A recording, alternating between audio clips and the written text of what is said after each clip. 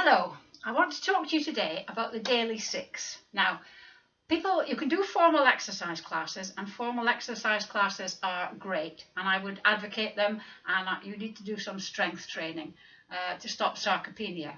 But there are certain things that I think you should do every day, and that's where I've got my daily 6 from. Now, these exercises that I'm going to show you, you don't have to do them all. You can pick one. I've got a bit of I've got arm work, leg work, balance and core. And you can just pick one from each one every day, or if you're feeling energetic, you can do 2 or 3, or you can do them all. It's entirely up to you. But I would recommend that you do at least one of them every day. So we're going to start now start at the top of the body and work down. So we're going to do arms. So the first arm exercise is called the wing. And this is done like this. Your hand is on your shoulder so that your arm is like a wing. Imagine you've got a pencil sticking out from your elbow, and you're going to do 5 nice big circles back, drawing on this imaginary wall. 3, 4, 5, and 5 forward. 1, 2, 3, 4, 5. And then you're going to do the same on the other side, not forgetting the pencil. The next one is called waving. So you're standing nice and tall, and you just bring your arm up here and the other one goes back, and it's only your arms that move. You're not going to rock. This is great for shoulder mobility, posture, back strength. If you can't get your arm by your ear, fine, do it to where you can. Never try and force it, okay? So that's the waving one. And we're doing 10 of each, by the way, except for the wing. You do 5 of the wing, so we're doing 10 of those. I'm not going to do 10 now. The third one is clapping. So you're standing with your hands, your palms against your thighs. You're then going to turn your hands so that your palms are outwards, and you're just going to bring your hands above your head, turn them again, and back. I'm bending down. You don't need to bend down. I'm just doing it so as you can see. But the turning is important as well, because that exercises all the small muscles in your shoulders that don't get much exercise and that are quite easy to strain or damage in some way. So that's the clapping. And the third one is what I call stick 'em up. I couldn't think what to call this, so I call it stick 'em up, like in the Westerns. Don't get Westerns now, do you? I love Westerns. Anyway. And this one, you're just bringing your elbows together and then back out, and bringing them together and back out. If you can't do that, if you can only get to there or there or there, it's entirely okay. Just because you can't do what I'm doing doesn't mean to say you shouldn't try it at all. It's important. It's the movement that's important, not whether you achieve the whole thing. It's the movement that's important, okay? So that's the arms. The legs is a squat. Now, I have put up a separate video about a squat, but I'll show you here quickly.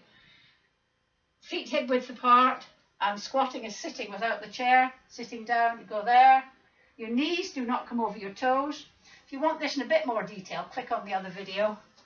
And remember, when you do it, your knees don't come in. So you're like that. If you can't do that, though, not everybody can do a freestanding squat. Use the chair. Sitting in the chair, knees at 90 degrees, like that, knees at 90 degrees, ankles under your knees, hands here, and stand up, and then sit down in a controlled manner. Don't let your knees come in. If that's too difficult, swing your arms and let momentum take you up. And if you can't do that, hands on knees, and then up. But what we want to do is to get it so eventually you don't need to use your hands to stand up. If you're in a very low sofa, you might well have to. So you can choose to do 10 squats, or if you want, you could try a lunge. I'm just going to put the camera down a bit, actually. I was hoping I wouldn't have to do that, but I do. A lunge is a bit more difficult because it's a balancing one as well. I don't mean that it is, you'll see what I mean. I would have a chair handy to hold on to if you're not sure about the lunge. And a lunge is in 4 separate movements. Some people do a lunge very quickly. I like to do it in 4 separate movements so that you can catch your balance. So you start with your feet hip width apart. You take a step forward, that's 1. Not going well, is it? That's 1. And then you bend, that's 2. Don't put your knee on the floor. You stand up, that's 3. And you go back to your original position, 4. So it's 1, 2, 3, 4. There's no shame in holding on. If you're doing a squat and you can't go all the way down, just go where you can and back. And then you do 10 on one leg, 10 on the other. Or you can do 5 or 3 or just 1. It's entirely up to you. If you don't want to do a static squat, you can do a ministry of funny walk squat. So lunge, 1, and you can do squat walking, which challenges your balance as well. As you can see, a trained professional finds it quite difficult. It's not something you do all the time, squat walking, and I would probably lunge walking, and I would probably advise you not to do it outside because people will look at you askance. Yes, so those are 3 mix and match that you can do for your legs. Actually, I'm going to show you one more. If you can't do the squat and you can't stand up from the chair, you can actually sit in the chair. Don't use the back to support you. And have your knees at 90 degrees, ankles under your knees. Keep your thigh on the chair. And you're just going to raise your leg with your toe pulled back. And if you poke your thigh, that is strengthening your thigh. I've seen people do this. Don't kick it up. It's a lift with your toe pulled back. And then gently place it down. And you can do 10 of those on each side. That's the sort of thing you could do. You could do it when you're having a dinner, but nobody would notice under the table, would they? The next one is the core, it's the balance. So balance, you can either stand on one leg. If that's too easy, stand on one leg with your eyes shut, which I'm not going to do because I'll fall over.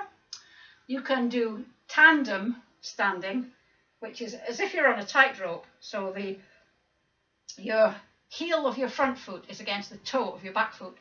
That's almost as difficult to say as it is to do. It's quite difficult, that. If it's really easy for you, because some people have really good balance, do it and close your eyes. Or if you want to make it a bit more dynamic, do it. You can do, we used to call this granny steps, but pretend you're walking on a tightrope. I think I'd be plummeting into the canyon if I was going across Niagara, wouldn't I? So those are the 4 balance ones, and your core. Core is plank. I've got a separate video about plank, but I'll show you this anyway. Lying on your tummy, elbows under your shoulders, head straight, and up you go. I've tried to think of a way of doing the plank without getting on the floor, but I can't think of a way. So if you want to just get down and do the plank for as long as you can, but probably no longer than a minute. And side plank. Side planks are really good for you, but hard to do. So again, elbow under your shoulder, straight legs, and up you go. If you can't do it with both legs straight, just bend your bottom leg. I'll show you where that is. Bend your bottom leg, and you can go up. That makes it a bit easier. One of the other things you can do for your core, I'll do this while I'm on the floor, is a Russian twist. So you can sit on the floor, hands out here, and you just pretend you've got a medicine ball or a beach ball between your hands, and you just turn to the side that way, and turn to the side that way. And it's good to do this sitting down because then your hips can't twist with you. It's just your waist muscles that you're using. That's the Russian twist. You can do that sitting on the chair as well. If you can't get on the floor, that's one that you can do on the chair as well. So let me check my crib sheet, make sure I haven't done anything. And the last core one is just a side bend. Very, very effective. I hate doing them, but it's very effective. Just bending to the side. Don't lean forward, don't lean back, just to the side. And if you're going to put one hand above your head, one arm above your head, keep it straight so that the muscles in that arm are working. And you do that. So all you do, if you have your feet slightly wider than hip width apart, I have my legs in quite a wide stance because it makes it slightly easier, I find. And you do 10 on each side. And then that's arms, legs, balance, core. Where are the 6, Rosemary, I hear you ask? Right, 2 more things. Every day you should sit on the floor. So it's arms, legs, balance, core, sit on the floor. So sitting on the floor, doesn't matter how you get down onto the floor, sitting on the floor is great for you. You can either sit cross-legged or you can sit like this, but when you're on the floor, your back is having to support you. Unless you're going to sit like a ragdoll, your back has to support you. You can't use the chair to support you. Sitting on the floor is quite difficult as you get older, isn't it? I find it is. But imagine if you were practicing sitting on the floor, when you next go out for a picnic with your grandchildren or whoever, and they put a picnic blanket down and you can get down, you can say, right, oh yeah, no, I don't need a chair. I'm quite happy sitting on the floor or the grass or the ground. Don't sit on the floor for sort of hours and hours and then think, oh, this is horrible, I'm never going to do it again. Start off nice and gently, a minute, 2 minutes, whatever is suitable for you, and then gradually increase it day by day. So that's number 5. Number 6. Number 6 is something you should do every day. Walk, walk, walk. Walking is the most it seems a funny word to say when you say it a lot. It's one of the most underrated exercises you can do. When you're walking, when you think about it, we have got tiny little feet in comparison to the size of us. So walking is a feat of balance. It's amazing. I think we're just about the only animal that walks upright. Chimps can do it, but it's awkward for them. And when you walk, don't shuffle. I'm going to show you how to walk. You need to use your whole foot. So one leg comes down. Bring your heel down. Use your whole foot and push off with your toes. I mean, I'm doing this in an exaggerated and slow way. Push off with your toes. Okay, so you're walking. It's a very ergonomic way to walk. Am I out of shot? So, shoulders back, look about 6 foot in front of you. I see, next time you're at a pedestrian crossing or somewhere, I watch how people walk. And as you get older, particularly if you've had a fall, you lose confidence and you tend to shuffle. And that makes you more liable to trip. So have confidence in your walking. Use your whole foot. That's what your foot is for. And walk 6,000 steps every day. You don't have to start off at 6,000 steps. Start off smaller if you want, but not 10,000. 10,000 I think is very hard to do. And 10,000 is a number that was plucked out of the air by a pedometer manufacturer. Obviously walking 10,000 steps is good for you, but there's no research being done to show that that is the optimum amount. So if you can do 6,000 and get a pedometer, don't guess, don't do it by time. You can get a pedometer on your phone, and I'm not suggesting you go out and walk 6,000 steps. I mean moving more, and this is all about moving more, this daily 6. It's not about exercising, it's moving more. So I want you to do 6,000 steps every day from the moment you wake up to the moment you go to bed. So being a bit more elderly, older, it's quite good because you go upstairs, forget what you've gone for, come back downstairs, remember what it is, and go back upstairs again. So stairs are really good. Stairs are your friend. If you're finding stairs difficult, it means you need to do them more, not less. So that's it. The arms, the legs, the balance, the core, the floor, and walking.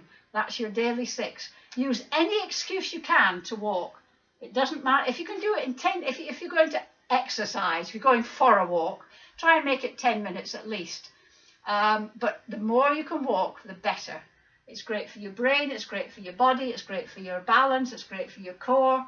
It's just great. Right, so that is Rosemary's Daily 6. Any questions, you can get me on my Over 50 Fitness Facebook page, which is underneath all the videos that I do, the live videos. It's in the comments section of the live videos. Right, I'm going to do a bit of lunge walking here so as I can sign off. Thank you.